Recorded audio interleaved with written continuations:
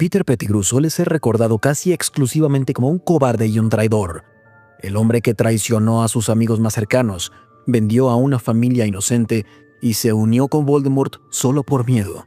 Después de la primera caída de Voldemort, fingió su propia muerte, culpó a un amigo de su infancia por sus crímenes y pasó más de una década oculto en las sombras, en lugar de enfrentar las consecuencias de sus acciones. De todas formas, Peter Pettigrew fue enviado a Gryffindor, la misma casa de Harry Potter, de Dumbledore, de muchos de los más valientes magos y brujas de la historia. Por supuesto que hoy vamos a echar un vistazo al personaje de Pettigrew y también a las acciones del sombrero seleccionador para entender quizá el mayor error en la historia del sombrero. Veamos.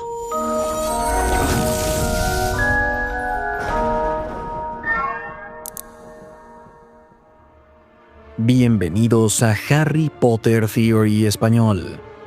El sombrero seleccionador es alguien bastante orgulloso. Nunca cree equivocarse. Durante 1000 años no ha cometido ni un solo error, al menos según él.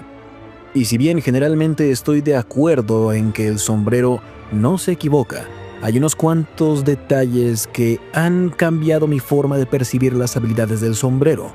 El mejor ejemplo es Peter Pettigrew. ¿Qué pasó? Para empezar siquiera a entender un poco cómo fue que Peter Pettigrew llegó a la Casa Roja y Dorada, primero tenemos que ir al inicio. Peter Pettigrew era un mago británico de sangre pura nacido en el 59 o 60. Empezó a estudiar en Hogwarts en 1971, el mismo año en el que James Potter, Sirius Black y Remus Lupin lo hicieron. Curiosamente, a pesar de que tenían personalidades distintas, los 4 fueron enviados a Gryffindor y formaron un grupo llamado los Merodeadores. En Hogwarts, los Merodeadores eran famosos por romper las reglas, hacer travesuras y experimentar con los límites. Eran astutos, audaces y a veces hasta crueles, particularmente con su víctima favorita, Severus Snape. Pero entre ellos, Peter era diferente, específicamente por cómo se apegó a los demás. Desde el inicio, Peter Pettigrew buscó acercarse a quienes eran más fuertes que él. James y Sirius eran brillantes y muy carismáticos. Remus al menos era competente, aunque silencioso, pero Pettigrew iba tras ellos, buscaba un lugar a donde pertenecer. Básicamente, era la oveja negra. Pero se quedó, porque ser el diferente del grupo era mejor que no ser nada. Se quedó con ellos porque le tenía mucho miedo a lo que sería ser alguien rechazado. En El prisionero de Azkaban, Sirius Black habla de esto. Pero tú, Peter, nunca entenderé por qué no pudimos ver que eras el espía desde el principio. Siempre te gustó que te protegieran, ¿cierto? Desde su infancia, Peter mostró al mundo a su alrededor que lo importante para él no era la lealtad, sino su propia seguridad. Sirius resume un patrón que ha existido prácticamente desde que nació Hogwarts. Peter no eligió a amigos basados en valores o en respeto, sino en quienes podían protegerlo. James, Sirius y Remus eran los más fuertes. Peter se les unió por ello. Cuando Voldemort llegó al poder, ese instinto volvió a aparecer. Nunca hiciste nada por nadie a menos que hubiera algo para ti a cambio. Voldemort ha estado oculto por 15 años, dicen que está medio muerto. No ibas a cometer asesinato en las narices de Albus Dumbledore por un mago que ha perdido todo su poder, ¿cierto? Querías estar seguro de que era el mayor barbocón del patio de juegos antes de volver a él, ¿cierto? Aunque los merodeadores tuvieron su buena dosis de travesuras durante su época en la escuela, maduraron considerablemente después de salir de Hogwarts. Al menos algunos de ellos. Peter nunca creció y nunca se convirtió en alguien independiente. Su personalidad no se desarrolló. Reflejaba las de aquellos que lo rodeaban.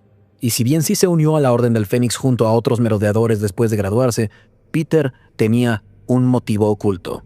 Durante la Primera Guerra Mágica, se quedó convencido de que los buenos perderían. Entonces, como no tenía ni confianza ni seguridad en ello, se alió con Lord Voldemort y empezó a traicionar a sus amigos más cercanos. Quizá la mayor de estas traiciones llegó cuando una profecía obligó a que James y Lily Potter se ocultaran. Se usó el encantamiento Fidelio para esconder su ubicación. Sirius era la decisión obvia para ser guardián del secreto, pero al último minuto sugirió a Peter. Él creería que nunca nadie sospecharía de él, y Peter le regaló ese secreto a Voldemort. Condenó a James y Lily a morir. envió a Sirius a Azkaban por un crimen que no cometió, y Remus perdió a todos sus amigos por una traición. Toda esa devastación por una decisión tomada por un cobarde. Pero entonces, ¿cómo es que alguien capaz de estas conductas llegó a Gryffindor? Lo que era Peter estaba claro, y solo empeoró conforme envejeció. ¿Cómo llegó a la casa que representa la valentía y el coraje cuando él solo representa a la deslealtad y la cobardía? Si Peter no hubiera representado a Gryffindor de joven, pero la hubiera aceptado conforme pasaron los años como Neville Longbottom, lo entendería, pero no fue el caso. Nunca cambió. Se mantuvo tan hambriento de poder como siempre. El sombrero no simplemente adivina, usa la jeremancia para analizar la mente del estudiante. Echa un vistazo a sus miedos, deseos y las cualidades que representan. Desde ese punto, decide cuál de las 4 casas le dará el mejor desafío y lo llevará a ser su mejor versión. A veces esta decisión no es sencilla. De vez en cuando ocurre un Hatstall.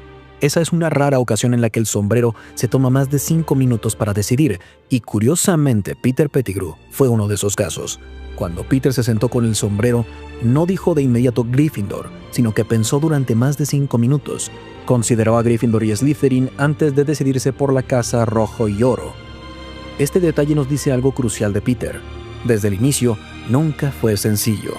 Por un lado, tenía cualidades que lo llevaban a ser un Slytherin.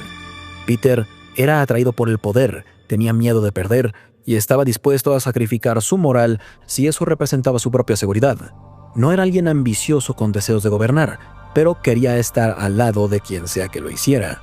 Por otro lado, el sombrero pudo haber visto otra cosa. Un muchacho que admiraba los rasgos de Gryffindor.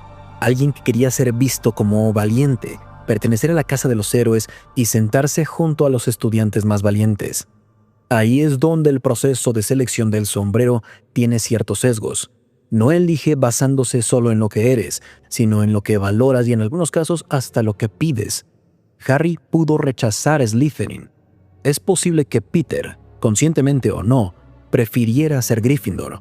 Y aunque Peter hubiera estado dividido entre el miedo y la admiración por la valentía, el sombrero elegiría el camino que lo desafiaría más. Y en ese sentido, quizá el sombrero intentó evadir alguna especie de profecía. Creo que si Slytherin hubiera recibido a Peter desde el principio, hubiera estado rodeado de estudiantes alineados con el poder y la astucia. Posiblemente sus peores instintos hubieran sido reforzados en ese sentido. Un muchacho que ya estaba aterrado de ser débil, dispuesto a ser un parásito de los más fuertes, pudo haberse sumergido aún más en la manipulación y la cobardía en lugar de desafiar esos rasgos. En Slytherin, el miedo de Peter pudo haber sido visto como algo práctico para los demás, y si bien no encajaba en Gryffindor, al menos le ofrecía algo diferente. El colocarlo con personas que valoraban genuinamente la valentía y el autosacrificio, el sombrero le dio a Peter la posibilidad, si bien era pequeña, de aceptar esos ideales en lugar de huir de ellos.